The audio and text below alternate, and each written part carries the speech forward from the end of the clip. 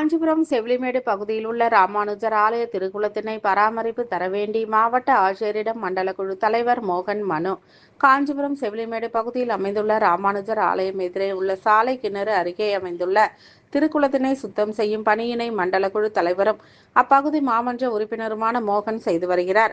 மேலும் இந்த திருக்குளத்தின் கரையினை சரி செய்து மின் விளக்கு அமைத்து சரி செய்ய கோரி மாவட்ட ஆட்சியரிடம் அலுவலகத்தில் மனு அளிக்கப்பட்டது. கடந்த பல ஆண்டுகளாக இந்த திருக்குளத்தில் இருந்துதான் காஞ்சி வரதராஜ பெருமாளுக்கு அபிஷேக தீர்த்தம் கொண்டு செல்லப்படுகிறது என்பது குறிப்பிடத்தக்கது.